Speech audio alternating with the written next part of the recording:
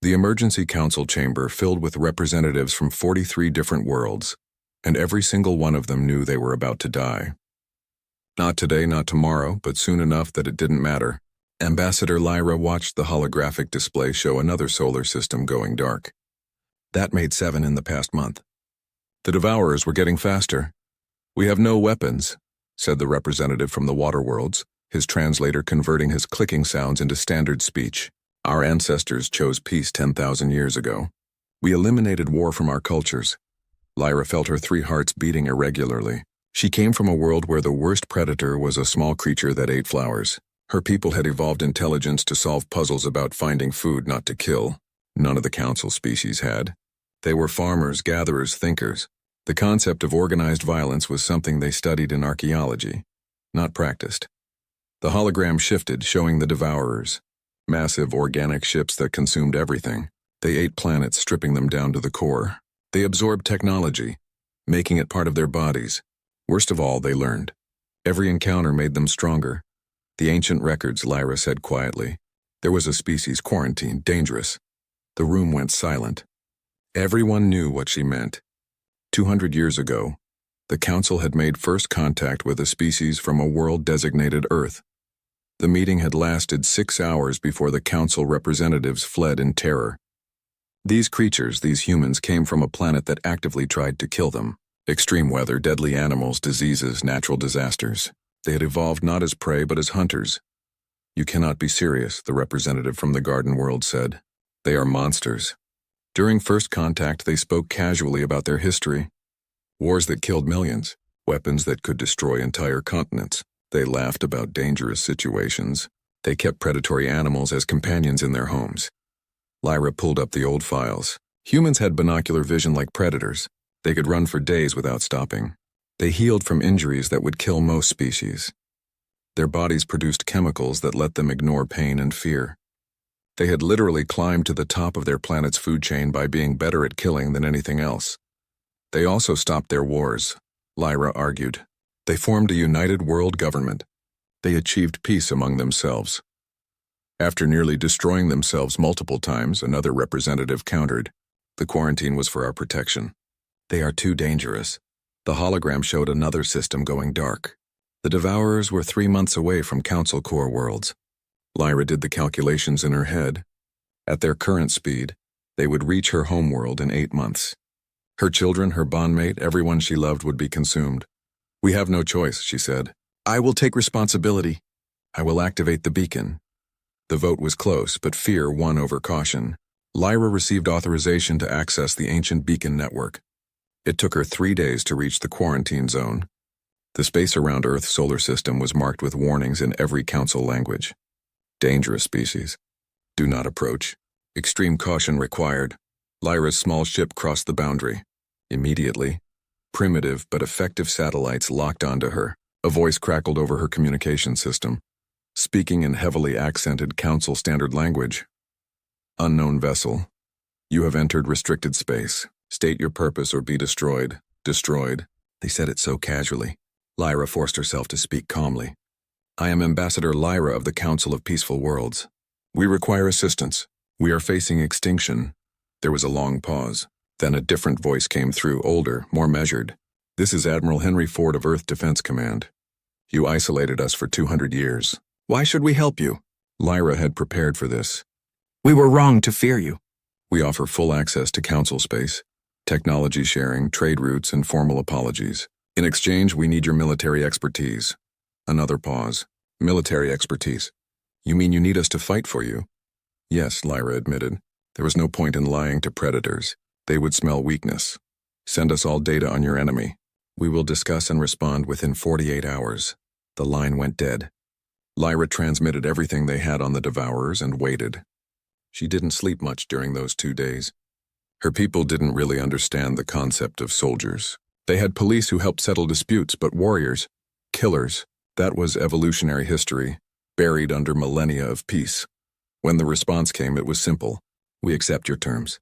Admiral Ford will meet you at the coordinates we're transmitting. Come alone." The meeting point was in neutral space, halfway between Earth and the nearest council world. Lyra's ship arrived first. When the human vessel appeared, she felt her blood chill. It wasn't designed for exploration or trade. Every line of it spoke of violence. Weapons bristled from its hull. Its shape was predatory, built for speed and aggression. A shuttle detached and docked with her ship. Admiral Ford stepped through and Lyra fought the urge to flee. He was tall, with forward-facing eyes that locked onto her with unnerving focus. His face was covered in controlled expressions impossible to read. He wore a uniform decorated with symbols she assumed represented military achievements. "Ambassador," he said, extending his hand. Lyra had studied the gesture. A handshake originally meant to show you weren't holding a weapon. She touched his hand briefly, disturbed by how warm his skin was. Predators ran hot, burning energy for speed and strength. "Thank you for coming," Lyra managed. Ford pulled up the Devourer data on her ship's display. He studied it in silence for several minutes. Then he smiled, showing teeth. Lyra remembered that humans had lost their specialized teeth. They were omnivores, able to eat almost anything. Those teeth could tear meat or grind plants with equal efficiency. "We'll help," Ford said. "But understand something, Ambassador. We're not heroes. We're what our world made us. If you bring us into your galaxy, you can't put us back in the box." "I understand," Lyra said, though she didn't. Not really. Not yet. 3 human warships emerged from faster-than-light travel at the edge of Council space, and the monitoring stations immediately went into panic mode. The vessels were enormous, bristling with weapons that Council scientists didn't even recognize. Within an hour, Admiral Ford's flagship requested permission to dock at the primary Council station. The station coordinator, a peaceful being named Gentle River, had never dealt with a military emergency. His species had evolved on a world with 3 times the gravity of Earth, but even less danger. They were slow, methodical, patient. The humans were none of those things. Rebecca Cross, the human fleet captain, walked through the airlock with a confidence that bordered on aggression. She was shorter than most Council species, but moved like she owned the space around her. Behind her came 50 human soldiers, all wearing armor that made them look even more threatening. Their eyes constantly scanned the environment, looking for threats that didn't exist. "Captain Cross," Gentle River said through his translator, "welcome to Station Harmony. We are grateful for your assistance." Cross nodded once, a sharp movement. "We need a tactical briefing room, updated star charts, and full access to all Devourer encounter data. My soldiers need quarters, and we need to start training exercises with your defense forces immediately." "Training exercises?" Gentle River was confused. "We don't have defense forces. We have station security." The look Cross gave him made Gentle River want to hide in his shell. "Show me what you have," she said. The station security force consisted of 20 individuals from various species. They carried non-lethal restraint devices and were trained in conflict de-escalation. Their commander, a being named Softwings, explained their procedures with pride. They had achieved a 99% peaceful resolution rate for the past decade. Lieutenant David Ross, Cross's second-in-command, laughed. Actually laughed. "You're kidding, right? These are the people who are supposed to fight an invasion force?" Softwings bristled, their feathers ruffling in offense. "We maintain peace through dialogue and understanding." "That's great for shoplifters," Ross said. "But the Devourers aren't going to sit down for a conversation. They're going to try to eat you, literally." The first training session was a disaster. Human soldiers moved through combat drills with a speed and precision that seemed impossible. They practiced scenarios that made the Council observers physically ill. Acceptable casualty rates, tactical sacrifices, ambush strategies. The humans discussed killing with the same casual tone others might use for discussing lunch. Dr. Alice Wong, the human xenobiologist assigned to the mission, tried to explain. She sat with a group of Council scientists in the station's research center, attempting to bridge the gap. "You have to understand," Alice said, pulling up images of Earth. "Our planet is classified as a Class 12 death world, the highest rating your system has. Everything on Earth is trying to survive in an environment of constant competition." The lead Council scientist, a crystalline being named Clear Thought, studied the images with horror. "Your storms can destroy entire cities. Your oceans have creatures large enough to swallow our vessels. Your very air contains organisms that cause disease." "Right," Alice agreed. "So humans evolved to deal with all of that. We don't have natural weapons like claws or venom. We don't have armored skin or camouflage. What we have is endurance, intelligence, and the ability to work together to kill things bigger and stronger than us. But you achieved peace, Clear Thought said hopefully. You stopped killing each other. Alice smiled sadly. We stopped large-scale wars. But we never forgot how to fight. Every human child learns basic combat in school. We study military history the way you study art. It's part of our culture because for most of our existence, being bad at violence meant extinction. In the training rooms, the gap between species became more obvious. A council security officer tried to keep up with a basic human endurance drill. After 10 minutes, they collapsed exhausted. The humans had been running for 2 hours and showed no signs of stopping. Ross pulled the council officer to their feet. You're thinking about this wrong. You're trying to sprint. Humans don't sprint, we chase. We run until our prey collapses from exhaustion. Then we kill it. That's horrifying, the officer gasped. That's evolution, Ross replied. Your ancestors hid from predators. Mine became the predators. Ambassador Lyra watched all of this from the observation deck. She had thought she understood what bringing humans into council space would mean. She was wrong. These weren't just soldiers. They were the product of millions of years of evolutionary arms race, honed into thinking, talking, organized killers. Captain Cross joined her at the window. Having second thoughts, Ambassador? Every moment, Lyra admitted. You scare us. All of you. Cross was quiet for a moment. Good, you should be scared. But here's the thing you need to understand.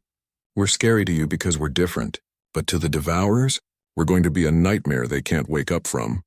How can you be so confident? Cross pointed at the humans training below. Because they've never fought predators before. According to your data, every species they've encountered has been prey. They've evolved to hunt gatherers and farmers.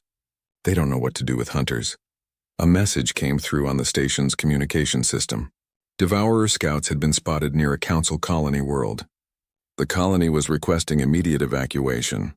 Cross-checked the distance. We can be there in 6 hours. The evacuation ships won't arrive for 10 hours, Lyra said. The colony will be destroyed. Not if we keep the Devourers busy. Cross activated her communication link. All personnel combat stations. We're going hunting. The human ships departed within 20 minutes. The council observers watched in amazement at the speed of their preparation. There were no lengthy discussions, no committees, no debates about the ethical implications. The humans identified a threat and moved to engage it with terrifying efficiency. Lyra received a message from her homeworld. The council leadership was already questioning the decision to involve humans. They were too violent, too aggressive, too dangerous. Perhaps they should reconsider before it was too late. She watched the 3 human warships accelerate toward the threatened colony, moving faster than any council vessel could manage. They were dangerous, yes, but the Devourers were coming and dialogue wasn't going to stop them. It's already too late, Lyra whispered to herself. We opened the door. Now we have to live with what comes through. On the lead human ship, Rebecca Cross reviewed the tactical data with her officers. The colony had 200,000 inhabitants. The Devourer scout force consisted of 5 vessels.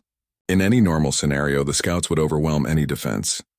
But this wasn't a normal scenario. The humans weren't planning to defend. They were planning to attack. Ross pulled up their strike plan, and Cross approved it with a savage smile. The Devourers were about to learn what it meant to be prey. The colony world called New Garden hung in space like a blue and green jewel, peaceful and unaware of the death approaching from the dark. Rebecca Cross watched it on her display screens while her ship raced toward the Devourer scout force. She had seen planets die before, in simulations and historical records. She wouldn't let it happen to this one. 5 hostiles confirmed, her sensor officer reported. They're maintaining formation, approaching the colony from multiple vectors. Standard swarm pattern. Cross studied the enemy vessels. They looked organic, like massive insects made of metal and flesh. According to council records, the Devourers absorbed technology from the species they consumed, incorporating it into their own bodies. These ships weren't built. They were grown. Time to intercept? 40 minutes at current speed. The colony has begun evacuation procedures, but they're slow. Very slow. Ross shook his head beside her. They're not designed for emergencies. Probably takes them an hour just to agree that there is an emergency. Cross opened a channel to the other 2 human ships. Listen up. We're outnumbered, and these things are bigger than us. Council tactics would be to form a defensive perimeter and wait for reinforcement. We're not doing that. What's the play, Captain? Came the response from the other vessels. We're going to hit them so hard and so fast they forget about the colony. Make them chase us instead. The human ships broke formation, spreading out in a pattern that would seem random to anyone who didn't understand pack hunting tactics. Cross's vessel accelerated directly toward the largest Devourer ship, weapons charging. The other two human ships angled for flanking positions. The Devourers noticed them. The alien vessels shifted their approach, clearly confused by the aggressive response. According to all their previous encounters, prey species ran or formed defensive clusters. These new ships were attacking. Cross's vessel opened fire at maximum range. Missiles streaked across the void, followed by energy weapons that lit up the darkness. The Devourer ship's shields absorbed most of the damage, but not all. Several missiles got through, tearing into the organic hull. They're returning fire, the weapons officer announced calmly. The ship shook as Devourer weapons found their mark. Biological projectiles that exploded into acidic compounds, eating through armor. Energy beams that tried to disable systems. The human ship's shields held, but barely. Evasive pattern Delta, Cross ordered. The ship rolled and twisted through space in movements that would have made most Council species violently ill. Humans handled high-G maneuvers better than anyone else. Another advantage of evolving on a death world. The other two human ships struck from the sides, coordinating their attacks without needing constant communication. They had trained together for years, learning to read each other's movements instinctively. It was pack behavior, evolved over millions of years of hunting in groups. One Devourer ship broke formation, pursuing the smallest human vessel. Exactly what Cross had hoped for. That's it, she muttered. Chase the fast one. Forget about the colony. The human ship being pursued didn't run in a straight line. It wove through space, firing constantly, leading its pursuer away from New Garden. The Devourer followed, probably thinking it had isolated weak prey. It learned the truth when the human ship suddenly reversed course, all weapons firing at once. At the same moment, Cross's ship struck from above and the third human ship hit from below. 3 directions, synchronized perfectly. The Devourer vessel's shields collapsed. Human weapons tore into its hull, targeting the areas that looked most organic, most vulnerable. The alien ship shuddered and tried to retreat, but the humans pressed the attack. They weren't interested in driving it off. They were going for the kill. Boarding team's ready, Ross reported. Cross almost smiled. You want to board that thing? We need to know how they work. Only one way to find out. She authorized it because he was right and because humans had always learned by taking things apart. Small assault shuttles launched from the human ships, racing toward the damaged Devourer vessel. They latched onto the hull and cut through, depositing teams of armored soldiers into the alien ship's interior. The boarding teams found a nightmare. The inside of the Devourer ship was part machine, part living tissue. Corridors pulsed like veins. The air was thick with organic compounds. And there were defenders, creatures that were once individuals from consumed species, now absorbed into the Devourer collective. The human soldiers didn't hesitate. They advanced through the ship with weapons ready, clearing sections with brutal efficiency. When they encountered the absorbed creatures, they killed without mercy. It was horrible but necessary. These beings were beyond saving. Dr. Alice Wong monitored the boarding action from her lab on the flagship. She was recording everything, taking samples of the biological material, analyzing the ship's structure. What she found was both fascinating and terrifying. They're not just eating species, she reported to Cross. They're incorporating them. This ship has biological components from at least 12 different alien races. They're using the absorbed beings' knowledge, their technology, their very bodies. Can they learn from us? Cross asked. If they absorb any humans? Yes. They would gain our knowledge, our tactics, everything. Cross made a decision. All boarding teams fall back. We're not risking it. The soldiers withdrew, bringing samples but leaving the bulk of the ship intact. Cross ordered all 3 human vessels to target the damaged Devourer with everything they had. The alien ship tried to flee, but it was too damaged. It exploded in a flash of organic debris and twisted metal. The other 4 Devourer ships regrouped, clearly reassessing. They had lost one of their own to ships much smaller than themselves. This had never happened before. They circled cautiously, trying to understand these new enemies. They're analyzing us, the sensor officer said. Heavy scanning from all 4 vessels, Ross grinned. Good, let them learn.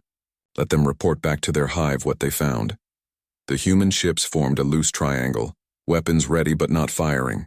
For several long minutes, the two forces faced each other across the void.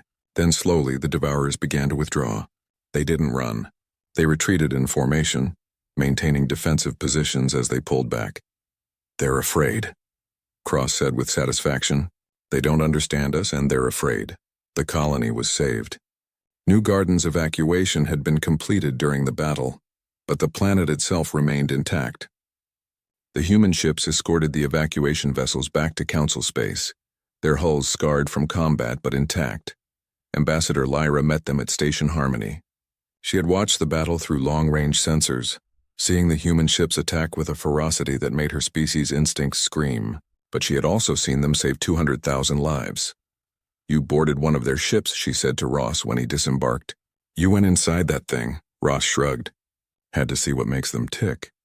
Turns out they're part organic, part synthetic. They absorb other species and use them as raw materials. It's effective, but it makes them predictable. Predictable how? They've only ever fought prey, species that run or hide.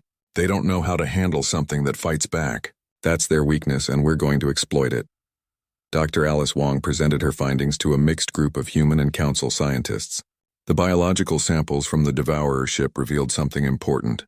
The absorbed species had all been herbivores or omnivores with prey characteristics. The Devourers had evolved to hunt-gatherers, and their entire strategy was built around overwhelming defensive positions. They've never encountered predators before, Alice explained.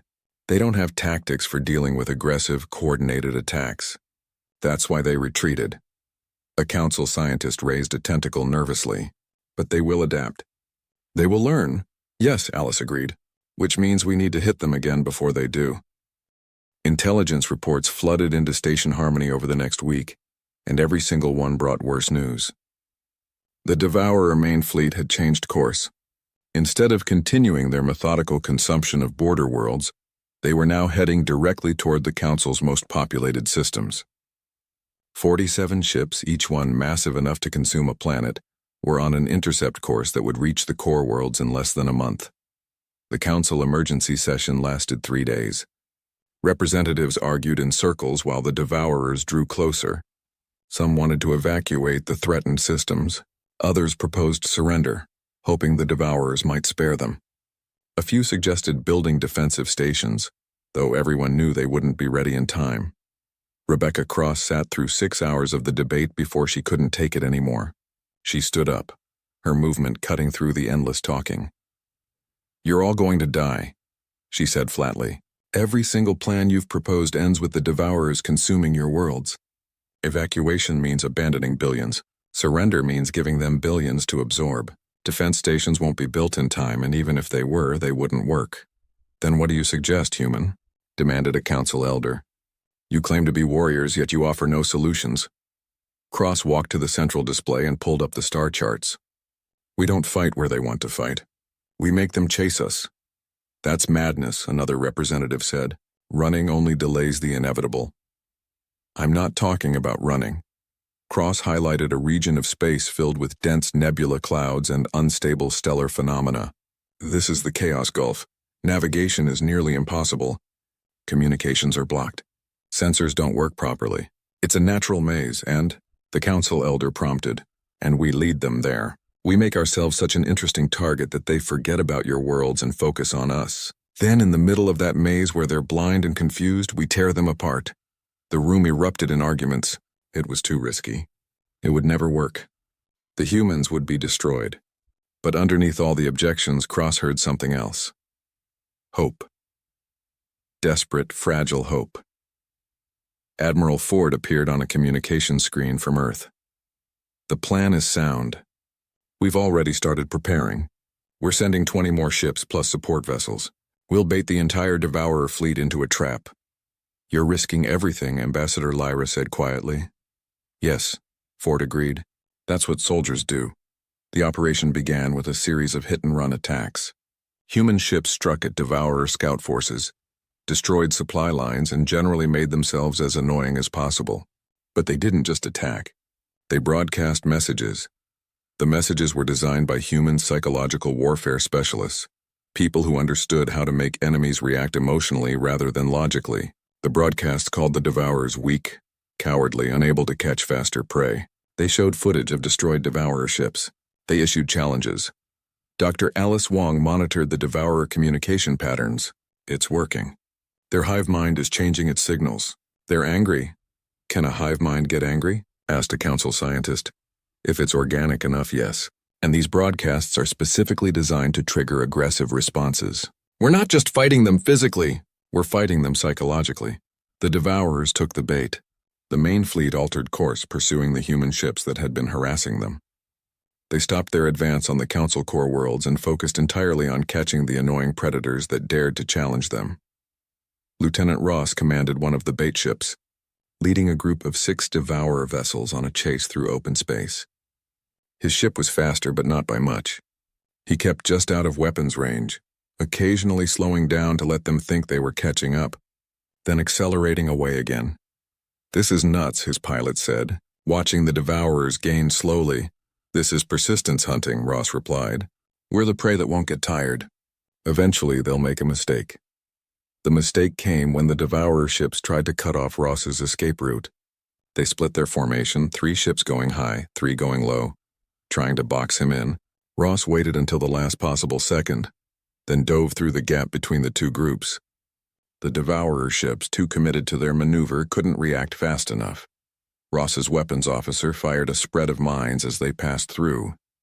The explosives detonated in the midst of the Devourer formation, damaging 2 ships and forcing the others to scatter. By the time they regrouped, Ross was already far ahead, leading them deeper into the trap. Similar scenes played out across a dozen different locations. Human ships baited, ran, and occasionally struck back, always keeping the Devourers focused on the hunt. It was exhausting work, requiring constant attention and split-second timing.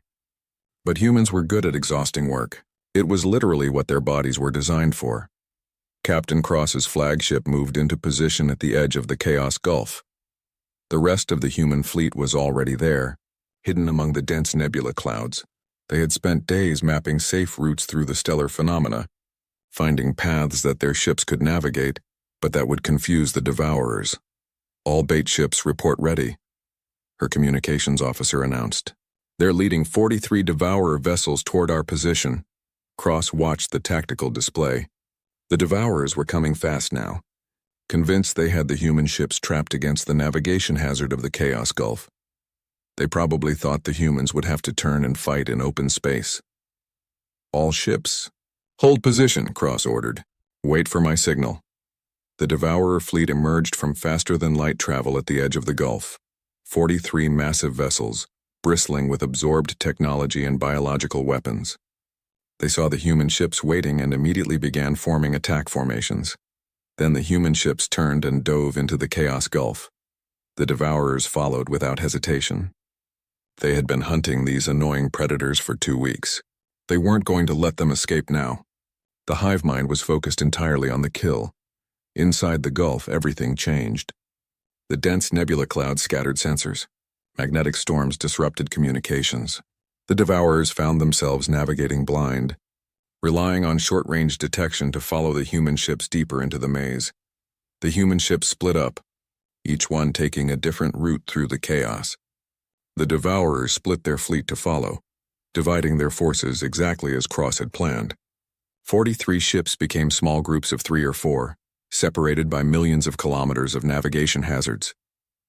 "Now," Cross said quietly. The hidden human ships activated their weapons. They had been waiting in carefully mapped positions using the nebula for cover. Now they struck from ambush, hitting the divided Devourer groups with coordinated attacks.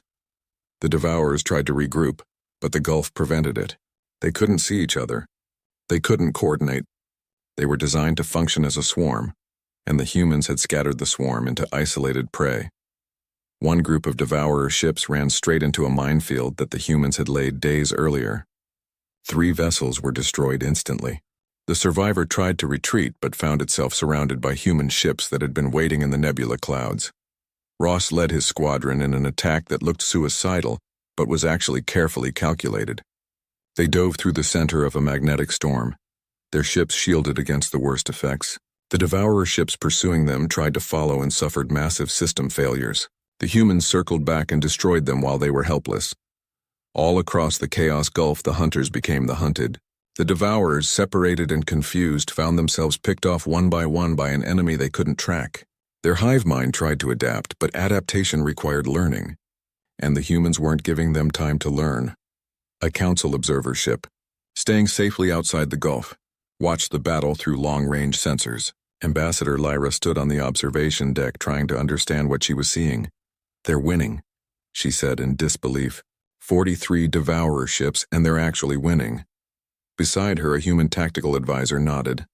"We didn't fight their battle.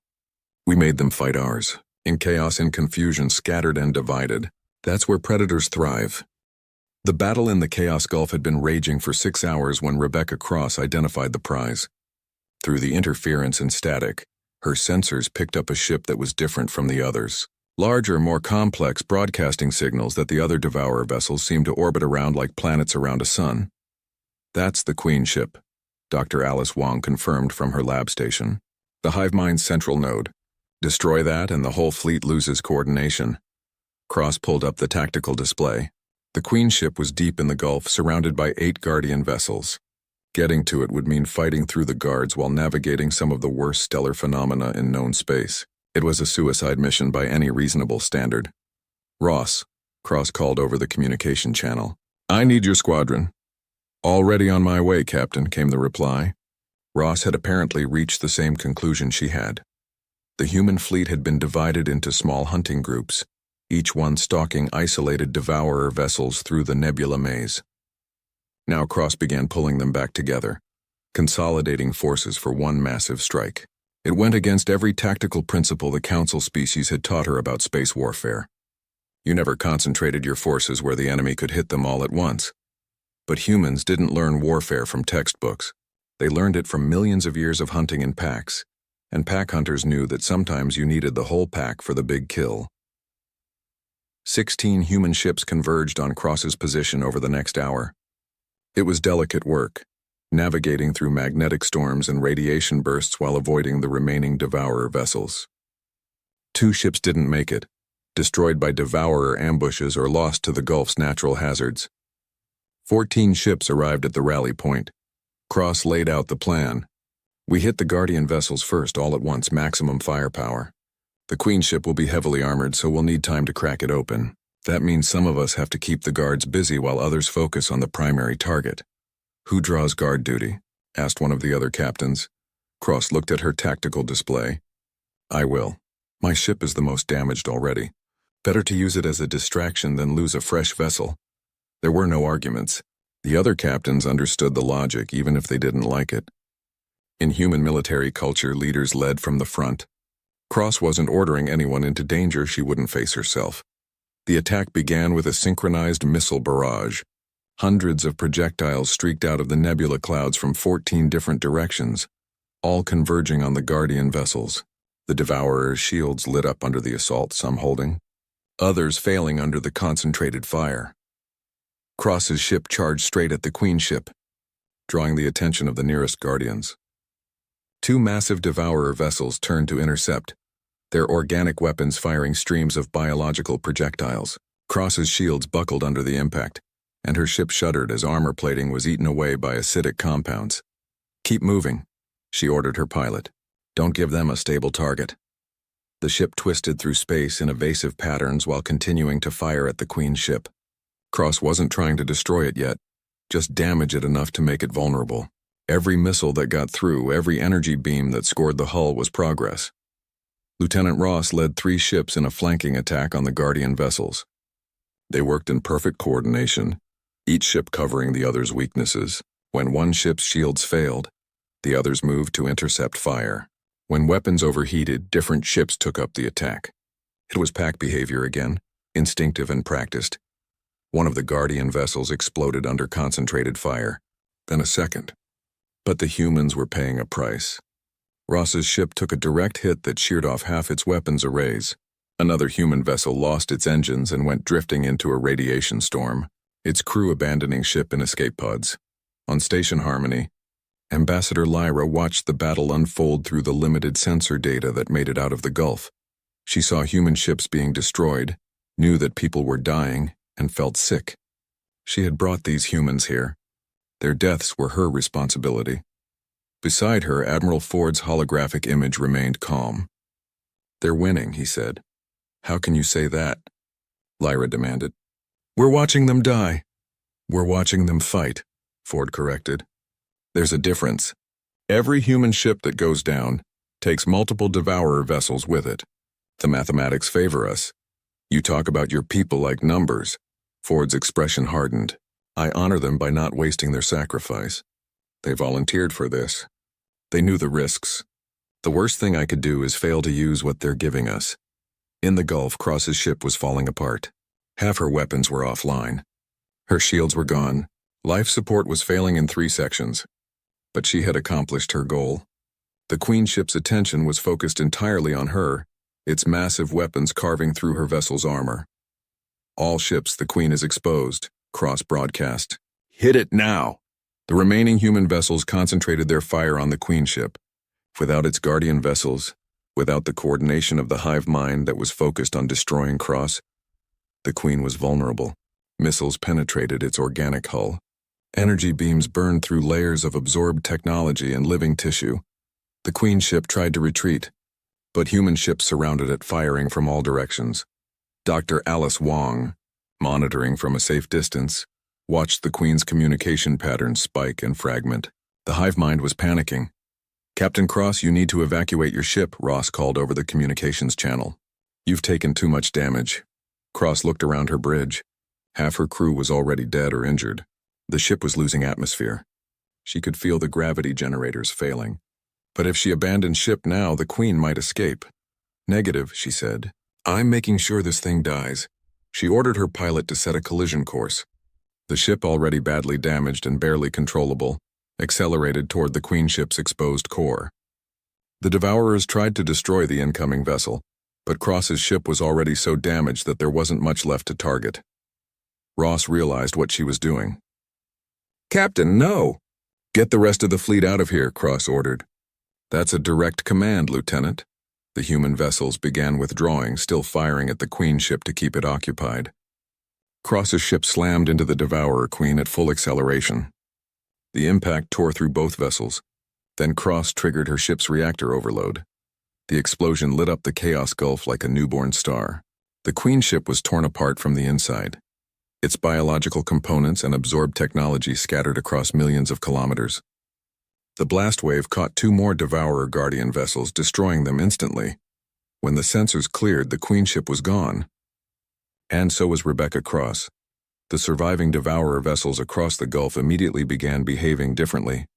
Without the Queen ship's coordination, the hive mind fractured. Individual vessels started operating independently, making erratic decisions, sometimes even firing on each other. Lieutenant Ross took command of the human fleet. "All ships pursue and destroy. Don't let any of them escape."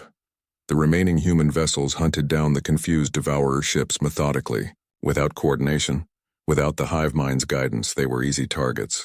Some tried to flee. Others tried to fight. None succeeded. When the battle finally ended 12 hours after it began, the Chaos Gulf was filled with debris. 43 Devourer vessels had been destroyed. The human fleet had lost 8 ships and over 2,000 personnel. On Station Harmony, the Council representatives received the news in stunned silence. The humans had won.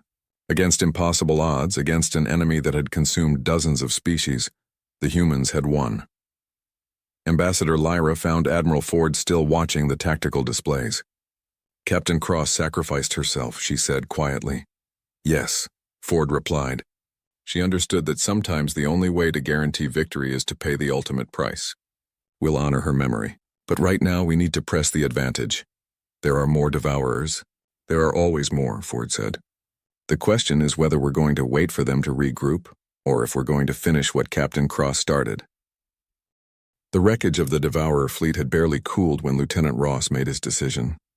The scattered enemy vessels were retreating toward the edge of known space, moving fast but without coordination. Some were damaged, bleeding atmospheric gases and biological fluids into the void. Others seemed intact but flew in erratic patterns as if the fractured hive mind couldn't decide on a direction. "We're going after them," Ross announced to the assembled human fleet commanders. They had gathered on the one remaining carrier, its hull still scarred from battle. A council military advisor, one of the few who had been embedded with the human forces, spoke up nervously. "They are retreating. Should we not let them go? You have won the battle." Ross turned to face the advisor, and the alien flinched at the predatory focus in his eyes. "We won this battle, but if we let them escape, they'll rebuild. They'll adapt. They'll come back stronger. That's not how you deal with an existential threat. But pursuing them could take weeks. Your ships are damaged. Your crews are exhausted." "Then we'll chase them damaged and exhausted," Ross said flatly. "Humans are persistence hunters. We don't stop until the prey is dead."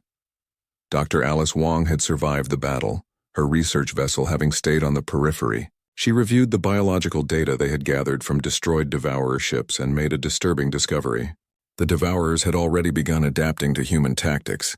Ships destroyed in the later stages of the battle showed modified armor patterns and different weapon configurations. "They learn incredibly fast," she reported to Ross.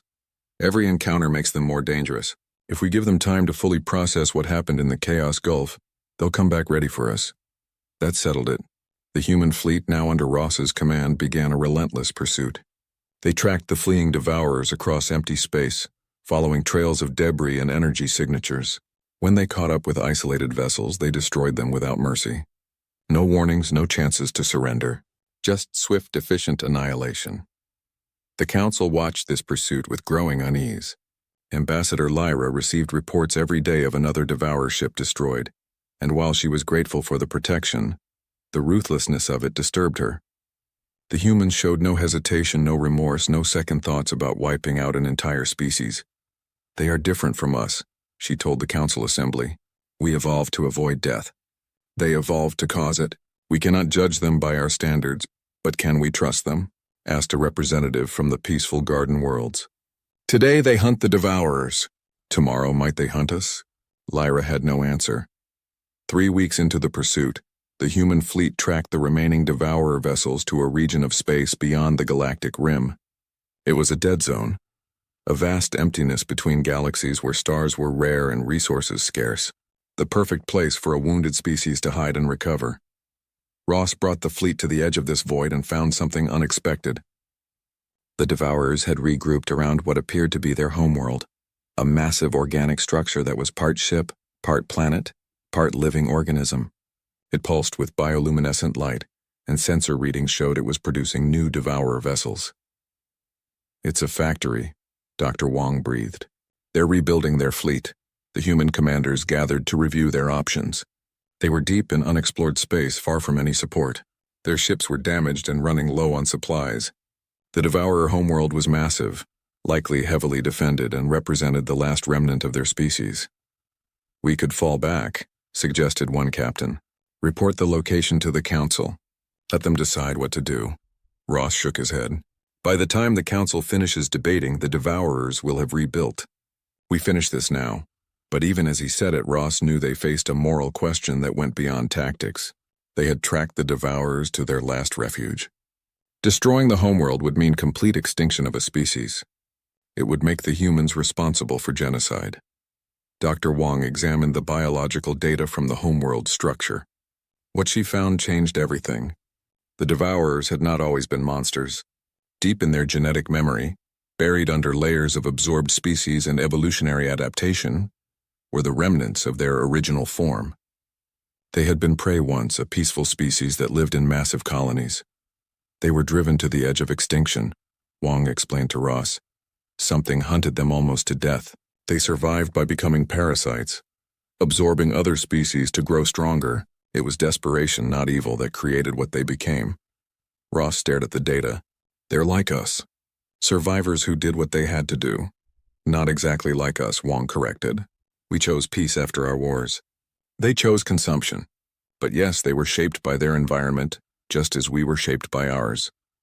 The human fleet held position while Ross struggled with the decision. Back on Earth, Admiral Ford waited for reports. On Station Harmony, the Council debated what should be done. But the choice fell to Ross, the man on the ground. the officer who had lost friends and comrades to the Devourers. He could destroy the homeworld. His fleet had enough firepower. One coordinated strike and the Devourer species would cease to exist. It would guarantee the safety of Council space forever, or he could show mercy to an enemy that had shown none to others. Ambassador Lyra sent a message to the human fleet. The Council has voted. They want the Devourers destroyed completely. They believe it is the only way to ensure safety. An hour later, a message came from Earth. Admiral Ford's face appeared on the communication screen. Command authorizes complete destruction of Devourer homeworld. Proceed when ready. Ross had permission from everyone. The Council wanted revenge. Earth wanted security. His own crew wanted justice for their fallen comrades. Every logical argument pointed to the same conclusion. He gave the order, but not the one anyone expected. All ships arm all weapons. Target the homeworld's propulsion systems and production facilities. We're going to disable it, not destroy it. Sir? His weapons officer questioned. We're going to cripple them and push them further into the void, beyond the galactic rim where they can't reach anyone. We'll leave them alive but contained. Set up a warning beacon network to alert us if they ever try to return. The human fleet executed the plan with precision. They disabled the Devourer homeworld's ability to move or produce new ships. They destroyed every vessel in the system except for a few small craft that could sustain the remaining population. Then they physically pushed the massive homeworld structure deeper into intergalactic space, using their ship's engines to alter its trajectory. It took 4 days.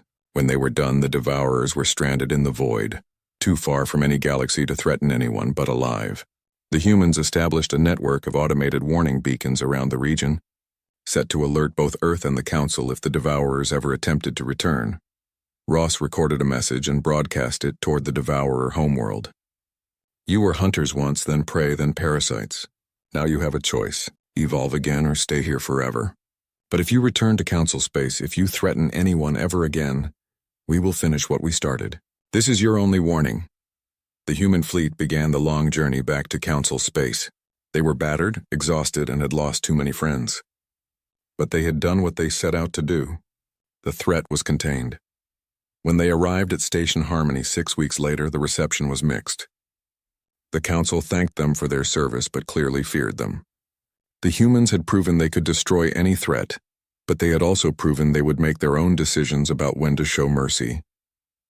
Ambassador Lyra met Ross in private. You defied both the Council and your own command. Yes, Ross agreed. You chose to spare an enemy that killed thousands. Yes. Why? Ross was quiet for a long moment. Because humans know what it's like to be monsters. We've been there. We know that survival can twist you into something horrible. The Devourers were victims of their evolution, just like we could have been. I won't apologize for giving them a chance to be something better. Lyra studied the human officer, trying to understand. Your people terrify us. You are violence incarnate, shaped by a world that tried to kill you. I know. But you are also capable of mercy that we who call ourselves peaceful could not manage. We voted for extinction. You chose containment. Ross smiled sadly. That's the thing about predators, Ambassador. We understand the value of life because we know how to take it. The choice means something when you have the power to do otherwise. The human fleet remained in Council space, establishing permanent defensive positions and training programs. The Council officially granted Earth full membership and access to galactic society. Trade routes opened. Cultural exchange began. It was an uneasy peace, built on the foundation of shared survival and mutual respect mixed with fear. 10 years later, Dr. Alice Wong published her research on the Devourers. It became required reading in Council schools, a cautionary tale about how evolution and environment could shape a species toward violence.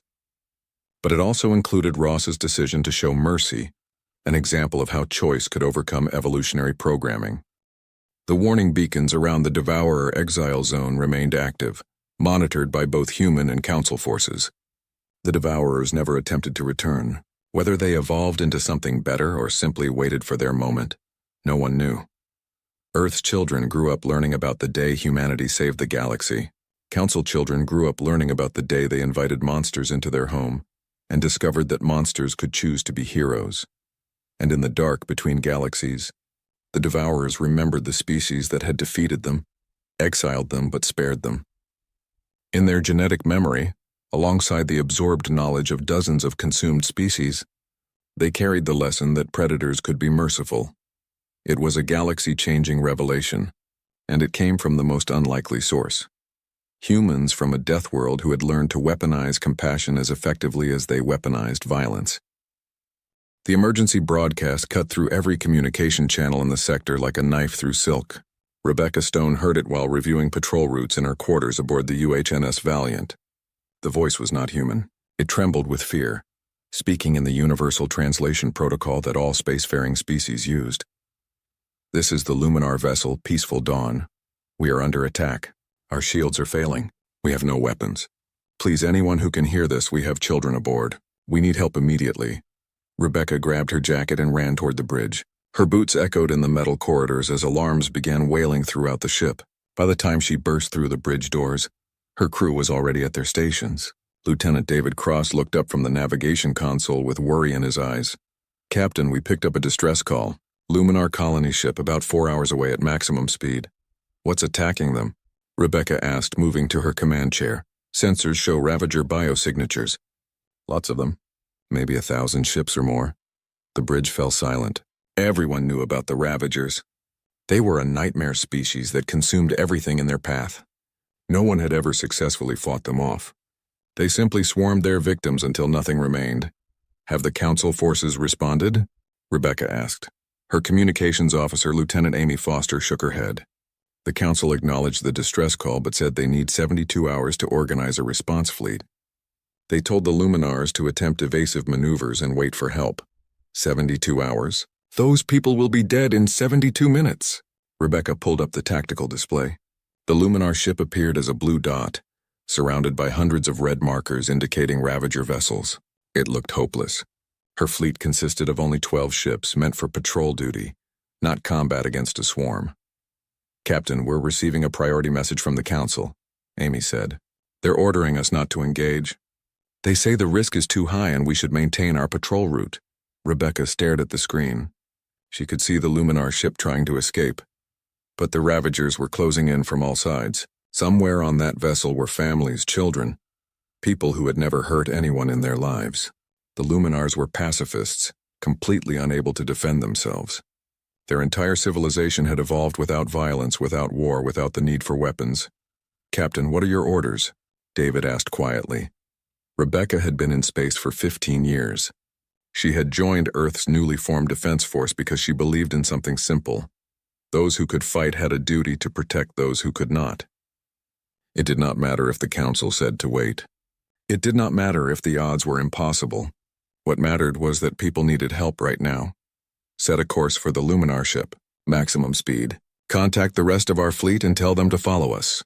"Captain, the Council orders." "I heard the orders, Lieutenant. I'm choosing to ignore them. Now move this ship." The crew exchanged glances. Then one by one they smiled. This was why they had joined the human fleet. This was what made them different from the other species in the galaxy. The Valiant's engines roared to life. Within minutes, all 12 human ships had changed course, accelerating toward the battle zone. Rebecca opened a channel to her small fleet. "This is Captain Stone. I know what we're flying into. I know the odds are bad. If any of you want to turn back, I'll understand. No one will think less of you," she waited. Silence filled the communication channel. Then one by one her ship captains responded. "The destroyer Hammer is with you, Captain. Frigate Swift Wind standing by. Cruiser Iron Fist ready for action. All 12 ships confirmed." Not a single one turned back. Amy spoke up from her station. "Captain, we're getting another transmission from the Council. Ambassador Helen Grant wants to speak with you directly." "Put her through." A woman's face appeared on the main screen. Helen Grant was Earth's representative to the Galactic Council, and she looked exhausted. "Rebecca, please tell me you're not doing what I think you're doing." "I'm responding to a distress call, Ambassador. It's what we do. The Council is furious. They're threatening sanctions against Earth. They might revoke our membership." "Let them. I'm not going to sit here while innocent people die just because some bureaucrats need 3 days to file the right paperwork." Helen sighed. "I knew you'd say that. For what it's worth, I agree with you. I'll do what I can to smooth things over on this end. Just try not to get yourself killed, all right? I'll do my best." Valiant out, the screen went dark. Rebecca looked at her crew. They were young, most of them. Many had never seen real combat. They were about to face an enemy that had never been defeated, an enemy that existed only to consume and destroy. "Time to intercept?" she asked. 3 hours and 42 minutes, David replied. "Good. That gives us time to prepare. Amy, send a message to the Luminar ship. Tell them help is coming. Tell them to hold on just a little longer." As the human fleet raced through the darkness of space, Rebecca wondered if they were brave or simply foolish. Either way, it did not matter. They had made their choice. Somewhere ahead, people were dying and humanity had answered their call. The Council could not believe it. A fleet of primitives, newcomers to galactic society who barely understood faster-than-light travel, were rushing headfirst into certain doom. It went against every logical protocol, every standard procedure, every rule of engagement. But as Rebecca Stone watched the stars streak past her viewport, she knew one truth that the Council had forgotten long ago. Sometimes the right thing to do was also the most dangerous thing to do, and humanity had never been good at choosing safety over what was right. The peaceful dawn tumbled through space like a wounded animal trying to escape a pack of wolves. Rebecca watched through the viewport as her fleet dropped out of faster-than-light travel. What she saw made her blood run cold. The Luminar colony ship was massive, designed to carry 10,000 souls across the stars. Now it was surrounded by a writhing mass of organic vessels that looked more like diseased organs than spacecraft. The Ravagers, their ships pulsed with sickly green light, covered in what appeared to be living tissue that constantly shifted and moved. "Sensor reading. Lieutenant Cross," Rebecca ordered. David's hands flew across his console. His face went pale. "Captain, I'm counting over 2,000 Ravager vessels. They're swarming the colony ship like insects. The Luminar shields are down to 12%. Any Council ships in the area? Negative. We're alone out here." Rebecca did the math in her head. 12 human ships against 2,000 Ravagers, roughly 160 to 1 odds. She had faced bad situations before, but this was something else entirely. "Open a channel to the Luminar ship." The screen flickered to life. A blue-skinned being with large, gentle eyes appeared. It was crying. "Human vessel, you came. We did not think anyone would come. But you are so few. Please, you must save yourselves. There is no hope for us now. I'm Captain Rebecca Stone of the United Human Naval Service. We don't abandon people in need. How many are aboard your ship?" 8,047. Most are children and elders. We are colonists, not warriors. We cannot fight. Our species has never known violence. Rebecca felt her jaw tighten. 8,000 people with no way to defend themselves, and the Council had told them to wait 3 days. It was a death sentence wrapped in bureaucratic nonsense. "Listen to me carefully. We're going to get you out of this. I need your ship to move toward coordinates I'm sending now. Can you do that?" "Our engines are damaged, but we can try." "Good, do it now. And tell your people to get to the central compartments, away from the outer hull." The Luminar nodded and the screen went dark. Rebecca turned to her crew. "All right, here's what we're going to do. Those Ravager ships operate on a hive mind. They're not individual thinkers. They respond to pheromone signals and group behavior.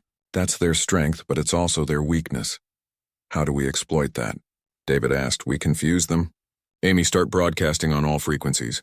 Music, random data, anything chaotic and unpredictable. Overload their sensory systems." "Music, Captain?" "You heard me. Blast every song in our database. Make it loud and make it random." Within seconds, human music began pouring from the fleet's communication arrays. Rock, classical, jazz, electronic beats all mixed together in a cacophonic wall of sound that made no sense to organized hive intelligence. The effect was immediate. The Ravager swarm began to scatter, their formation breaking apart as they tried to process the strange signals. "It's working," David said, amazement in his voice. "They're confused." "Good. Now we hit them while they're disorganized. All ships attack pattern Delta. Target the vessels closest to the Luminar ship. Use close-range weapons only." "Captain, close-range combat with Ravagers is suicide," her weapons officer protested. "That's what they'll think too. That's why they won't expect it. Execute the order." The human fleet dove into the swarm like hawks among pigeons. Instead of maintaining safe distance and using long-range missiles, they flew directly at the Ravager vessels, guns blazing. It went against every tactical doctrine the Council taught. It was reckless, aggressive, and completely insane. It worked. The Ravagers had evolved to chase fleeing prey, to surround and overwhelm through numbers. They had never encountered prey that charged directly at them with bared teeth. The human ships weaved through their formation, firing at point-blank range, sometimes scraping against the organic hulls of Ravager vessels. Rebecca's destroyer rammed into a medium-sized Ravager ship, crushing its forward section. Alarms blared as the hull integrity dropped, but she kept pushing forward. The Ravager vessel split apart, green fluid spraying into the vacuum of space. All ships protect the Luminar vessel. Don't let them get through. The battle became chaos. Human ships spun and dodged, their smaller size and maneuverability giving them an advantage in close quarters. The Ravagers tried to swarm individual ships, but the humans kept moving, never staying in one place long enough to be surrounded. "Captain, we're getting a transmission from the Council monitoring station," Amy shouted over the sound of weapons fire. "Ignore it. We're busy. They say we're violating engagement protocols and—" I said ignore it. A massive shape began to emerge from behind the swarm. It was 10 times larger than any other Ravager vessel, pulsing with deep red light instead of green. Organic tentacles hundreds of meters long writhed from its surface. "What is that?" David whispered. "Sensors identify it as a brood queen," the science officer reported. "It's the hive's central intelligence. I've never seen one this large before." Rebecca watched as the brood queen moved toward the Luminar ship with terrible purpose. The smaller Ravagers began to reform, their confusion fading as the queen reasserted control over the hive mind. "New plan. We need to draw that thing away from the colony ship." "How?" David asked. Rebecca thought for a moment. Then she smiled. It was not a nice smile. "We give it a target it can't resist." Amy broadcast a signal directly at the queen. "Make it loud, make it aggressive. I want that thing angry." "What should I broadcast?" "Tell it that we're apex predators from a death world called Earth. Tell it that we've fought and killed every dangerous thing on our planet. Tell it that we don't run from monsters. We hunt them." Amy's fingers hesitated over the controls. "Captain, that will make us the primary target." "Exactly." "Do it." The message went out. For a long moment, nothing happened. Then the brood queen stopped moving toward the Luminar ship. Its tentacles whipped around, pointing directly at the Valiant. Every Ravager in the swarm turned as one, focusing on the human fleet. "Captain, they're all looking at us now," David said nervously. "Good," Rebecca replied. "Now they know what it feels like to be prey." The brood queen released a sound that no human ears could hear, but every sensor picked it up. It was a challenge. A declaration of war. Rebecca keyed the fleet-wide channel. "All ships, things are about to get interesting. Remember your training. Remember why we're here. And remember that on Earth we have a saying, the only thing necessary for evil to triumph is for good people to do nothing. We are not doing nothing. Engage at will." The human fleet charged directly at the brood queen while 2,000 Ravager vessels surged forward to meet them. Explosions lit up the darkness of space like fireworks during a celebration, except these fireworks carried death. Rebecca gripped her command chair as the Valiant shook from another impact against its shields. Warning lights flashed across every console, painting the bridge in red and orange. "Shields at 40%, David called out. "We can't take much more of this." Rebecca watched the tactical display. Her fleet had managed to pull the Ravager swarm away from the Luminar ship, but the cost was heavy. 3 human vessels were already crippled, venting atmosphere and drifting. The remaining 9 were taking damage faster than their systems could repair. Conventional weapons barely scratched the Ravager bioarmor. The organic hulls absorbed energy blasts and regenerated within minutes. Missiles exploded against their surfaces but left only shallow craters that sealed themselves almost immediately. "Captain, this isn't working," her weapons officer said. "We're not doing enough damage." Rebecca's mind raced. There had to be a way. Humanity had not climbed to the top of Earth's food chain by giving up when things got difficult. Every predator had a weakness. Every armor had a gap. She just needed to find it. "Get me Dr. Alan Ross now." The ship's xenobiologist appeared on her screen moments later. He was in the medical bay, treating wounded crew members. But he looked up when Rebecca called. "Doctor, I need you to tell me everything you know about Ravager biology. Fast." Alan wiped blood from his hands and pulled up a data file. "They're silicon-based life forms, completely different from carbon-based species like us or the Luminars. Their ships are actually grown, not built. The bioarmor is living tissue that repairs itself by consuming organic matter. That's why our weapons aren't working. We're trying to kill something that's already designed to heal from damage. Exactly. But Captain, all biological systems have limits.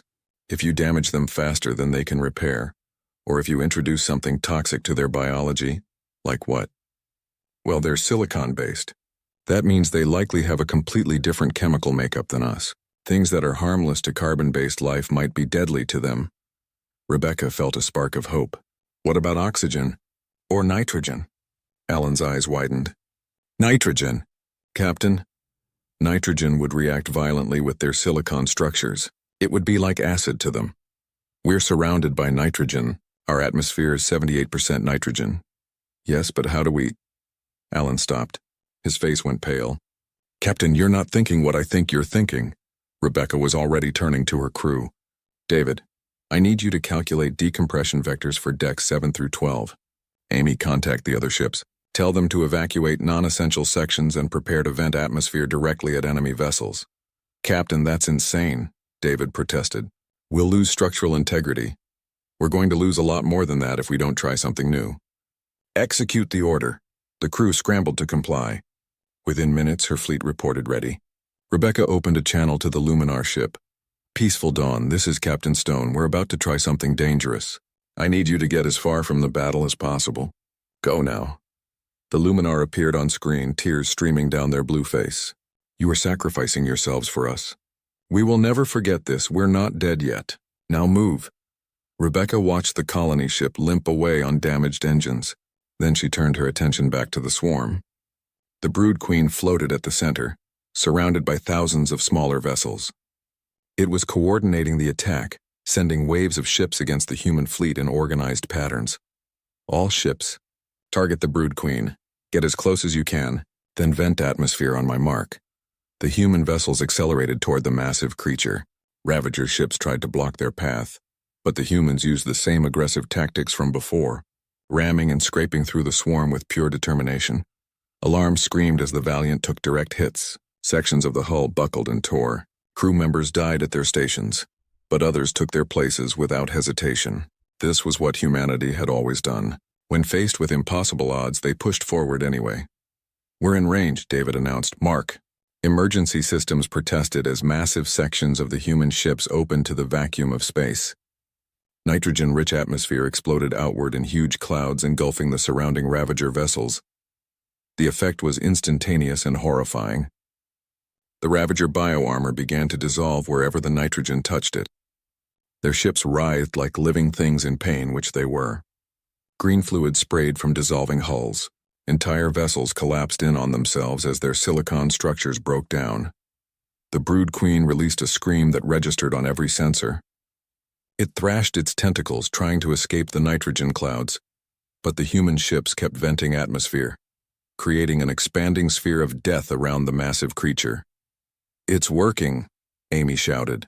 Their hull integrity is dropping across the entire swarm, but victory came with a price. The human ships were now exposed to vacuum in multiple sections. Life support was failing. Emergency bulkheads sealed automatically, but dozens of crew members were trapped in the vented areas. Captain, we've lost decks 7 through 12 completely, David reported. Casualty reports are coming in. 73 dead, over 100 injured. Rebecca closed her eyes briefly. 73 people who had trusted her, who had followed her into this hell. She would mourn them later. Right now she had to finish what they had started. Keep venting. Don't stop until that queen is dead. The Brood Queen was dying. Its massive hull was dissolving. Great chunks breaking off and drifting into space. The smaller Ravager vessels were fleeing now, their hive mind broken by the death of their leader. They scattered in all directions, abandoning the attack. Then something changed. The Brood Queen stopped thrashing. It went completely still for a moment. Then with the last of its strength, it launched something from its central body. Thousands of small pods, each about the size of a human, erupted from the dying creature and spread out in all directions. What are those? Rebecca demanded. Alan's voice came over the speaker, filled with horror. Spores. Captain, those are reproductive spores. If even one of them lands on a planet or space station, it will grow into a new Ravager infestation. Each pod contains enough genetic material to create an entire new swarm. How many are there? Sensors show over 5,000 individual pods. They're spreading too fast. We can't destroy them all. Rebecca stared at the tactical display. The pods were moving in every direction, propelled by some final act of the Brood Queen. Some were heading toward inhabited systems. Others toward the Luminar colony ship. If they were not stopped, this battle would be meaningless. The Ravagers would survive and multiply. Life signs from the Queen? She asked, fading fast. It will be dead within minutes. And the pods? Active and viable. Captain, they have enough momentum to reach the nearest inhabited system within weeks. We have to stop them. Rebecca looked at her damaged fleet. 9 ships, most of them barely functional. Wounded crews and failing systems. They had given everything they had, and it still was not enough. Then David spoke quietly. Captain, I have an idea, but you're not going to like it. The council chamber on Station Unity was designed to inspire awe. Massive windows showed the beauty of space beyond, while representatives from 47 different species sat in curved rows, arranged by seniority and influence. Today, those representatives were not admiring the view. They were watching live footage from the battle zone, and the silence in the chamber was absolute.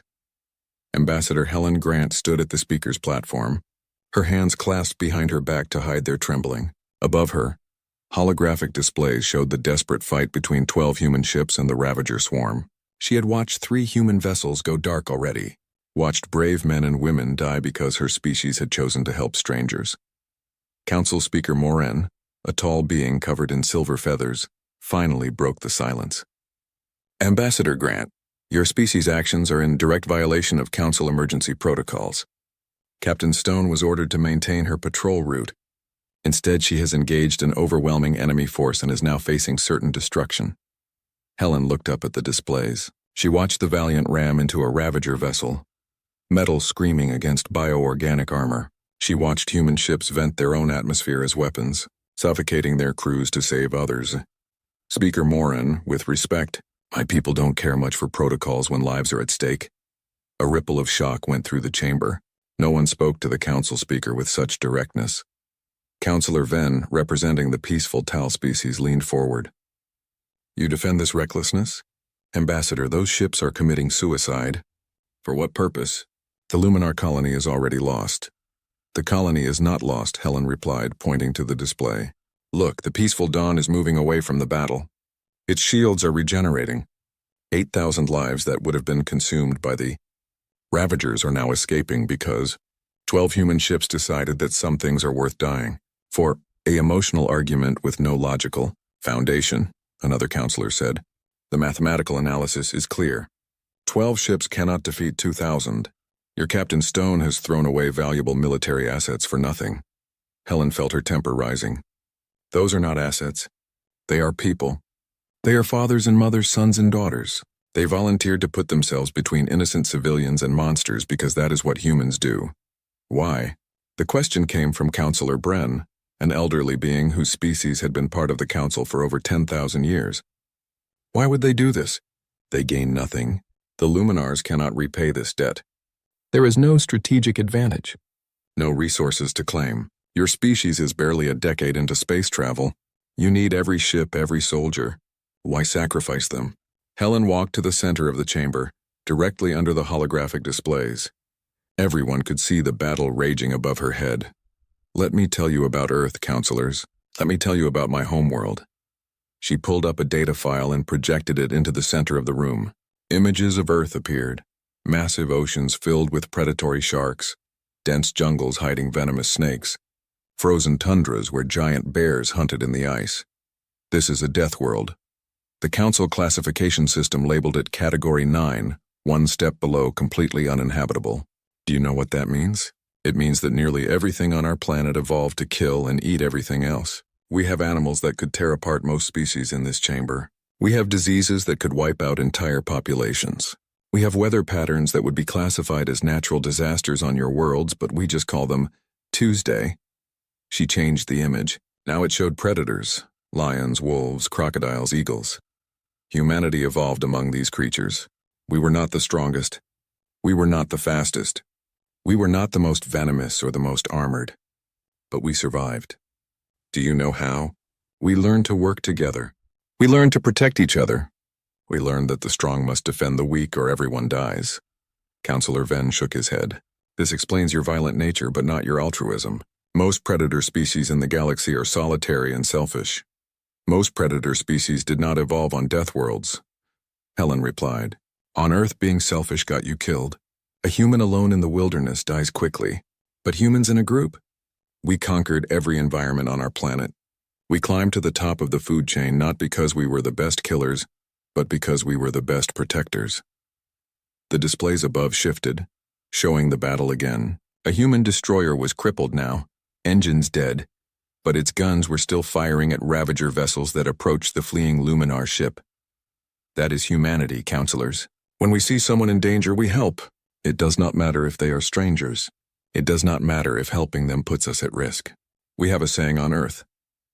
The only thing necessary for evil to triumph is for good people to do nothing. Captain Stone and her crew are choosing to do something. The chamber fell silent again. On the displays, the battle had reached a critical point. The brood queen was dissolving from nitrogen exposure, but thousands of spore pods were spreading in every direction. Counselor Bren spoke quietly.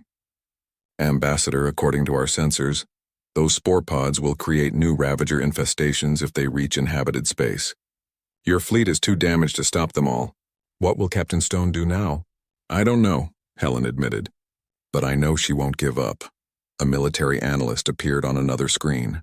He was from the court species, known throughout the galaxy for their tactical brilliance. He had been studying the human combat footage.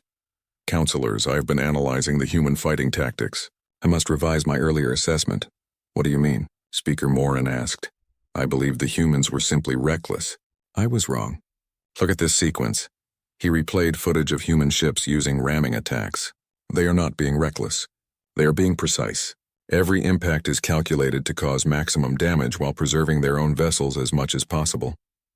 And here, when they vented atmosphere, they chose specific decks and specific angles to create nitrogen clouds that would engulf the most enemies. He pulled up more data. The humans are adapting in real time. They identify weaknesses and exploit them within minutes. Our military would take weeks of analysis to develop these counter tactics. They are doing it in the middle of combat. Because they have to, Helen said. On Earth, adaptation is survival. Those who cannot change quickly die. My people learned this over millions of years of evolution. Counselor Venn was reading something on his private display. His face showed shock. I have been reviewing Earth's historical records. Ambassador Grant, your species has survived ice ages, megavolcanic eruptions, asteroid impacts, and dozens of extinction-level events. And yet you not only survived, you thrived. How? By protecting each other, Helen said simply. By never giving up. By believing that tomorrow can be better if we are willing to fight for it today. On the display above, something was happening. A single human destroyer was breaking away from the formation. It was badly damaged, trailing atmosphere and debris, but it was accelerating toward the densest cluster of spore pods. What is that ship doing? Someone asked. Helen felt her heart sink as she realized what she was seeing. They're going to detonate their reactor. Create an explosion large enough to destroy the pods in that sector. But that means, yes, that means everyone on board will die. The council watched in stunned silence as the destroyer moved into position. Its name became visible on enhanced scans, UHNS Defender. Its captain was a young officer named David Cross. A transmission came through, audio only. David's voice was calm, almost peaceful. This is Lieutenant David Cross of the Defender. Captain Stone, it has been an honor serving with you. Tell Earth we made them proud. Tell them we saved 8,000 lives today. Tell them it was worth it. Rebecca's voice crackled back, broken with emotion. David, you don't have to do this. We can find another way. No time, Captain. The pods are spreading too fast.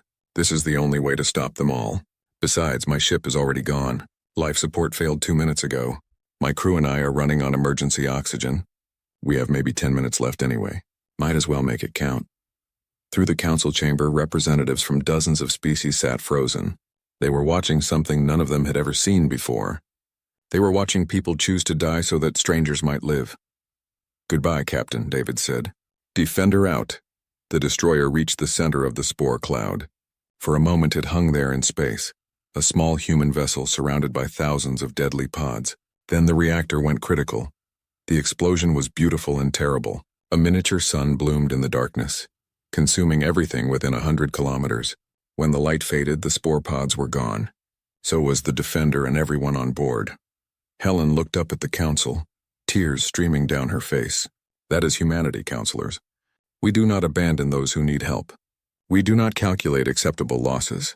We do not wait for permission to do what is right. And we do not stop fighting until the people we protect are safe, even if it costs us everything. The silence in the council chamber was no longer shocked. It was reverent. Rebecca floated in the medical bay of the Valiant, her left arm in a sling and a bandage wrapped around her head. The ship's doctor had ordered her to rest, but rest was impossible. Through the small window, she could see the wreckage of the battle scattered across space like debris from a catastrophe. 3 of her ships were completely destroyed. David and his crew on the Defender were gone. Another 4 ships were so damaged they would need months of repairs, but the Luminar colony ship was safe. 8,000 lives had been saved. A soft chime indicated someone entering the medical bay. It was the Luminar who had spoken to her during the battle.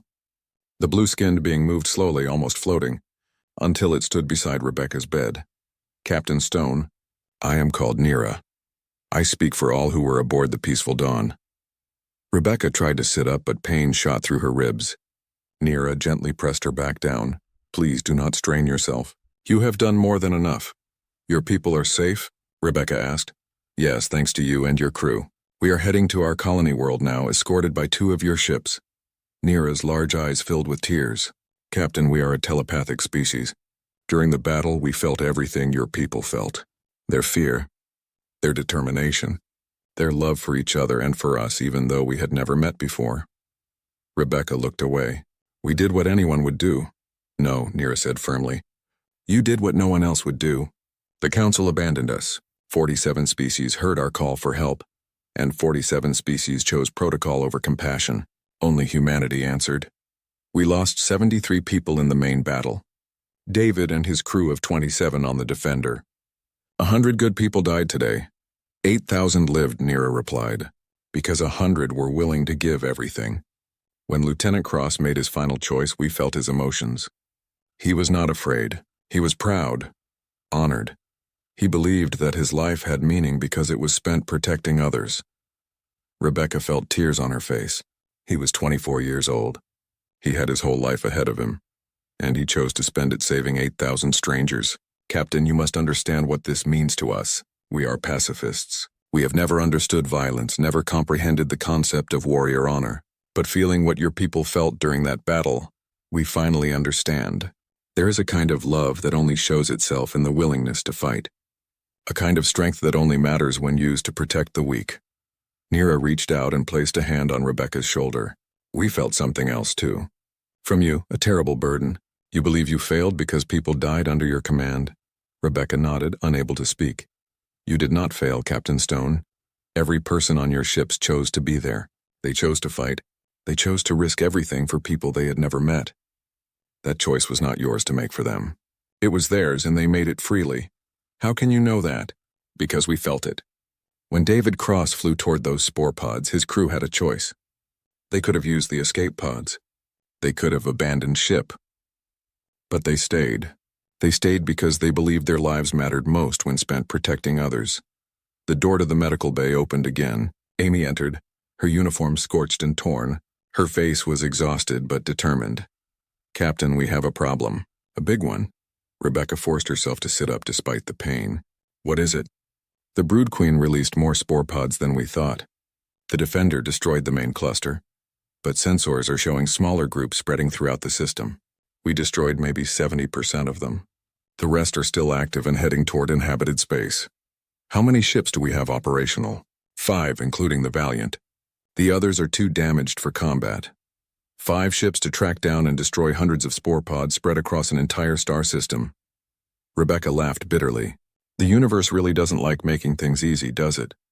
There's more, Captain. The Council has sent a fleet. They'll be here in 48 hours. 48 hours? Those spore pods will be long gone by then. Amy nodded. That's what I told them. They said to do our best and wait for reinforcements. Rebecca looked at Nira. Can your colony ship help? Do you have any weapons or sensors we could use? Captain, we are completely unarmed. We have no military technology at all, but we have something else. Neera's eyes glowed slightly. We have 8,000 minds. We are telepathic. If you can bring us close to the spore pods, we can sense them. We can guide your ships to every single one. That would put your ship back in danger. You risked everything for us. Let us help you finish what you started. Rebecca looked at Amy. Contact the other ship captains. Tell them we're hunting spore pods. Anyone who can fly joins the search. And get the peaceful dawn on our sensors. We're going to need their help. Over the next 36 hours, the combined human and Luminar effort tracked down every remaining spore pod. It was exhausting work. The human ships were running on backup systems, held together by emergency repairs and the sheer determination of their crews. But every time they found a cluster of pods, the Luminars would pinpoint their exact locations telepathically, and the humans would destroy them with precise weapons fire. Rebecca barely slept. She coordinated the search from the Valiant's bridge, her injured arm making every movement painful. The crew was just as exhausted, but no one complained. They had come too far to give up now. On the 37th hour, Amy reported the final pod destroyed. That's all of them, Captain. Sensors show no remaining Ravager biosignatures in the system. Rebecca sagged in her chair. Confirm with the Luminars. Make sure we didn't miss any. A moment later, Neera's voice came over the speaker. Captain Stone, we have searched with every mind on our ship. The system is clean. You have done it. You have saved not just us, but every world these spores might have reached. The bridge crew erupted in cheers, but Rebecca could only feel relief. It was over. They had won. The cost had been terrible, but they had won. Captain, the Council fleet is arriving early, Amy announced. They're dropping out of faster-than-light travel now. On the view screen, dozens of massive warships appeared. Sleek vessels from multiple species, all armed with the latest Council military technology. Ships that could have easily defeated the Ravager swarm if they had arrived 3 days ago. A transmission came through. It was Speaker Morin. Captain Stone, this is the Council Emergency Response Fleet. We are here to assist with the Ravager threat. Rebecca felt a flash of anger. The threat has been eliminated, Speaker. We destroyed the last spore pod an hour ago. There was a long pause. You eliminated the entire infestation? With 5 damaged ships? 5 ships and 8,000 Luminar telepaths guiding us. Yes, we eliminated the threat. Another pause. Captain Stone, the Council requires a full report on your actions. You violated multiple protocols and engaged in unauthorized combat. There will be an investigation.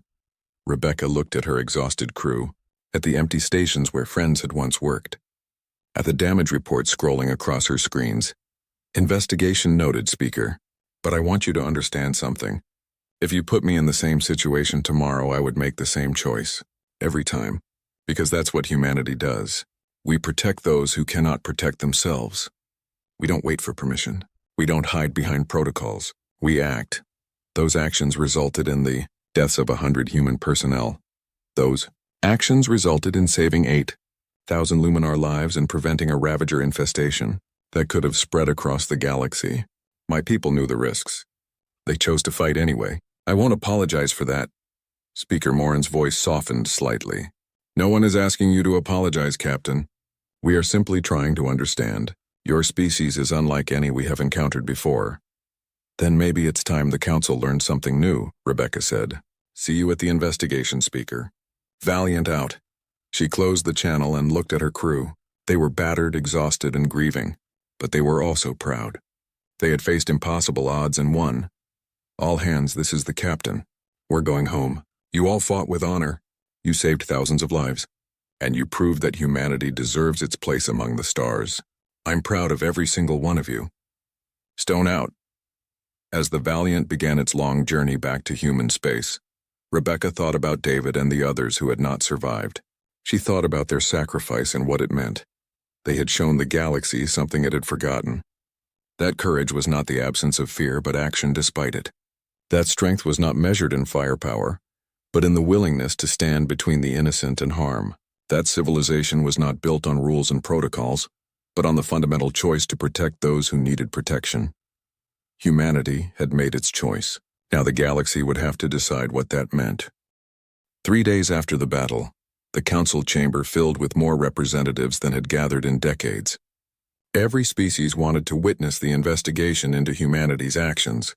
Some came expecting to see the reckless humans punished for their violations. Others came because they had watched the battle recordings and could not understand what they had seen. Rebecca entered the chamber in her dress uniform, walking past rows of alien representatives who stared at her with curiosity and sometimes fear. Her arm was still in a sling and she moved with a slight limp from her injuries. Behind her walked Ambassador Helen Grant and the surviving captains from her fleet. Speaker Morin sat at the elevated council platform, looking more tired than Rebecca had ever seen him. Next to him were dozens of other senior counselors, their faces unreadable. Captain Rebecca Stone, you stand before the Galactic Council to answer for your actions during the incident at the Luminar colony vessel Peaceful Dawn. Do you understand the charges? I understand them, Speaker. You violated direct orders from Council Command. You engaged a superior enemy force without authorization. You employed tactics that resulted in the deaths of 100 human personnel. You used experimental weapons without proper testing protocols. You refused to disengage when ordered. How do you plead to these charges? Rebecca looked Speaker Morin directly in his large, bird-like eyes. Guilty on all counts, and I would do it again. Shocked whispers filled the chamber. Several counselors leaned forward, waiting for her to continue. Speaker Morin, with respect, I did not join the Human Defense Force to follow protocols. I joined to protect people. When the Luminar ship called for help, they were not asking for a committee review. They were asking someone to save their lives. We answered that call. Counselor Venn spoke up. At what cost, Captain? 100 human lives lost, multiple ships destroyed, your entire fleet crippled. Was this worth it? Ask the 8,000 Luminars who are alive because we acted. Ask them if it was worth it. We have, another counselor said. It was Counselor Bren, the elderly representative who had questioned Helen during the battle. The Luminar government has sent official testimony. Would you like to hear it? Of course. A holographic projection appeared in the center of the chamber. Nira stood there, her blue skin glowing softly in the light. Her voice filled the room. Members of the Galactic Council, I speak on behalf of the 8,000 souls saved by humanity's courage. We are a telepathic species. During the battle, we experienced the emotions of every human who fought to protect us. We felt their fear, their determination, and most importantly, their love. Not love for us specifically, but love for the idea that life is precious and worth defending. The recording continued. The humans knew they were outmatched.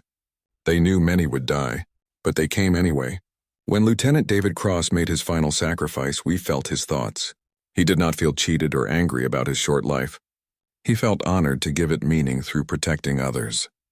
This is a concept our peaceful species struggled to understand until we experienced it through human minds. Nira's image looked directly at the Council. We ask that humanity not be punished for saving us.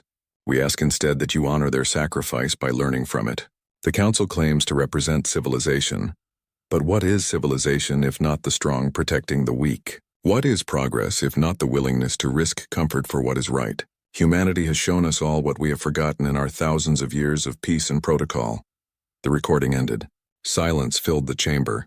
Speaker Morin cleared his throat. Captain Stone, the Council has reviewed all evidence from the battle. We have analyzed your tactics, your decisions, and the outcomes. We have consulted with military experts from 17 species. Would you like to know what we found? Yes, Speaker. We found that your tactics, while unconventional, were remarkably effective. Using nitrogen as a weapon against silicon-based life forms showed creative thinking under pressure. Your use of psychological warfare to disrupt the Ravager hive mind was unprecedented, and your coordination with Luminar telepaths to hunt the spore pods prevented what our scientists calculate would have been 47 separate Ravager infestations across the galaxy. He paused. We also found that while you violated protocols, those protocols were designed for normal military operations. They were never intended to address a situation where civilians were being massacred while we debated proper procedure.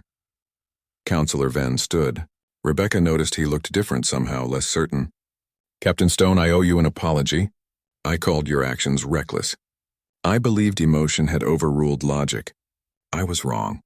Your actions were calculated, precise, and effective. More importantly, they were moral. The Council failed the Luminars. Humanity did not.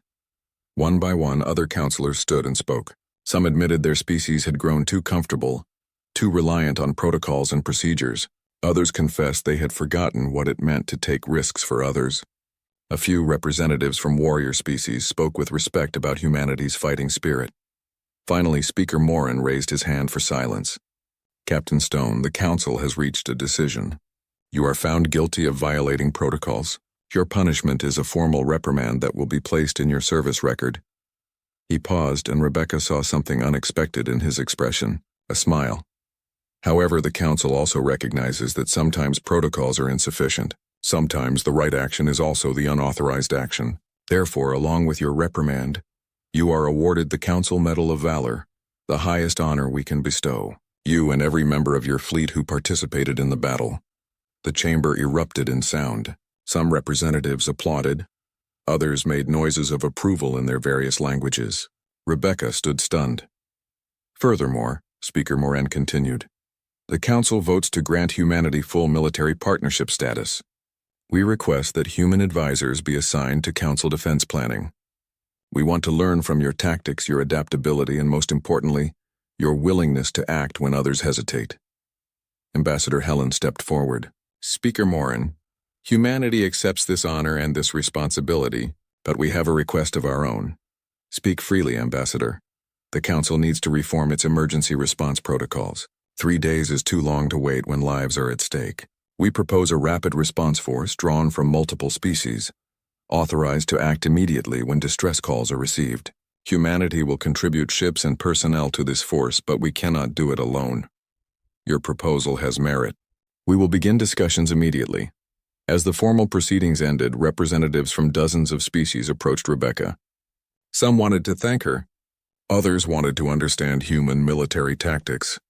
A few, from species that bordered dangerous regions of space, quietly asked if human ships might be available for patrol duties. One representative approached who made Rebecca's blood run cold. It was from the court species, the tactical analysts who had studied the battle. Captain Stone, my name is General Vorn. I have spent 40 years studying military history across the galaxy. I have analyzed thousands of battles. But I have never seen anything like what you did. You adapted faster than any force I have ever observed. You turned your weaknesses into weapons. You fought with both intelligence and courage. Thank you, General. I have a question, if you will permit it. During the battle, when the odds were at their worst, did you ever consider retreating? Be honest, Rebecca thought about it. The thought crossed my mind. But then I remembered something my grandfather told me when I was young. He was a soldier on Earth during one of our wars. He said the hardest thing about being a soldier is not fighting. It is choosing when to fight. Because once you decide to protect someone, you cannot halfway commit. You are either all in or you should not start at all. And you were all in. From the moment we received that distress call, yes, all in, General Vorn nodded slowly. Captain, I believe your species is going to change the galaxy. For thousands of years, the Council has maintained peace through diplomacy and protocols. It has worked well. But it has also made us soft. We have forgotten that peace must sometimes be defended, not just negotiated. Humanity remembers this. You will teach us to remember it again. As the day ended and the chamber emptied, Rebecca found herself standing with Helen at one of the massive windows overlooking space. In the distance, they could see the peaceful dawn, now safely docked at a council station. Luminar families were disembarking, beginning their new lives on a colony world. We did it, Helen said quietly. We showed them who we are. We showed them who we can be, Rebecca corrected. Now we have to live up to it. Are you worried? About humanity taking on this new role? Terrified. We are going to make mistakes. We are going to face situations we are not prepared for. Some of those situations might cost human lives. But we will face them anyway. Yes, because that is what we do. Helen smiled. I received a message from Earth. The government wants to build a memorial for the 100 who died. They are calling it the Monument to Courage. Your crew will be remembered as heroes. Rebecca thought about David and his crew on the Defender, about all the others who had not made it home. They had not fought for monuments or recognition. They had fought because people needed help and they could provide it. They were heroes, Rebecca said, but not because they died, because of what they lived for. They lived believing that protecting others was the highest purpose a person could have. That is what made them heroic. A communication alert chimed. Amy's face appeared on a small screen. Captain, sorry to interrupt, but we are receiving distress calls. Multiple ships in the outer territories reporting pirate attacks. The council is requesting our assistance. Rebecca looked at Helen, who nodded. Tell them we are on our way. And Amy, contact the council rapid response force. Let them know humanity is ready to work alongside them. Understood, Captain. The screen went dark. Rebecca turned back to the window, looking out at the vast expanse of space. Somewhere out there, people needed help, and humanity would answer. Not because protocols required it, not because there was something to gain, but because it was the right thing to do. The galaxy had spent thousands of years building civilization on rules and procedures. Now it was learning that sometimes civilization needed more than rules. It needed people willing to stand between the innocent and the darkness. People willing to risk everything for strangers. It needed protectors. And humanity, forged in the harsh crucible of a death world, shaped by millions of years of protecting each other against impossible odds, was ready to answer that call. The age of protocols was not ending, but a new age was beginning alongside it. An age where compassion was backed by courage, where peace was defended, not just negotiated, where the strong chose to protect the weak, not exploit them. It was an age humanity would help build, one rescue at a time, one battle at a time, one choice at a time. The Predator fleet had responded to the aliens' distress call. The Council had not believed humanity would survive. They had been wrong about many things concerning humanity, but they were learning. And together, humans and the Council species would build something new, a civilization that valued both wisdom and action, both peace and protection. As Rebecca left the Council chamber to rejoin her crew, she felt the weight of responsibility settle on her shoulders. But she also felt hope, because humanity had proven something important. They had proven that even in the vast darkness of space, courage still mattered, sacrifice still meant something.